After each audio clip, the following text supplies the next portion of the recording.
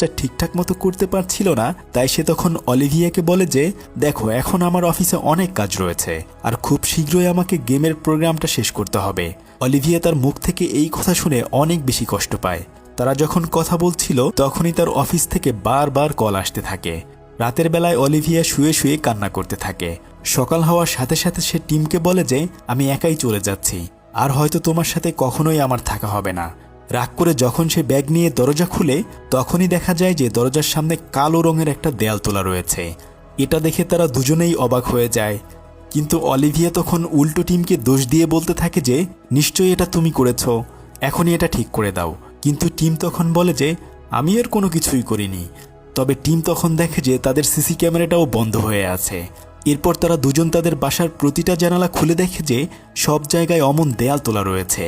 Olivia তখন সেই দেয়ালে ধাক্কা দিয়ে বারবার সাহায্য চাইতে থাকে। টিম তখন দেয়ালটা ধাক্কা দিয়ে সরাতে গেলেও আর সরাতে পারে না। এমনকি তাদের দুজনের কারোর মোবাইলে একটুও তখন নেটওয়ার্ক ছিল না, তাই তারা সাহায্যের জন্য বাইরের কাউকে কল দিতে পারে না। তবে টিম যখন তার মোবাইল ফোনটা ওই দেয়ালের কাছে আনে তখন তার মোবাইলটা গ্লিচ করতে থাকে। অলিভিয়া কিছুক্ষণ পরে একটা ড্রিল মেশিন এনে সেই দেয়ালটা ফুটো করতে চেষ্টা করে, কিন্তু দেয়ালটা এত শক্ত ছিল যে সে একা সেটা করতে পারছিল না। এরপর তারা দুজন মিলে যখন ছিদ্র করতে যায় তখন দেখা যায় যে তাদের ড্রিল মেশিনেই উল্টো আগুন ধরে গিয়েছে, কিন্তু তারা ওই দেয়ালের একটুও ছিদ্র করতে পারেনি। এরপর তারা তাদের অন্য পাশের প্রতিটা দেয়ালে ফুটো করার চেষ্টা করতে থাকে। তারা দুজনেই তো অবাক হয়ে যায়, কেননা এক রাতের মধ্যে কিভাবে তাদের বাড়ির চারপাশে এমন দেয়াল উঠে যেতে পারে। তখন তারা একটা দেয়ালের অপর পাশে ধাক্কা দেওয়ার শব্দ শুনতে পায়।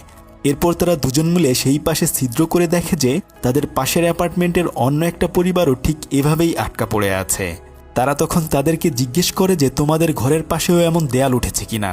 তখন তারা বলে যে হ্যাঁ, আমরা ঘুম থেকে উঠেই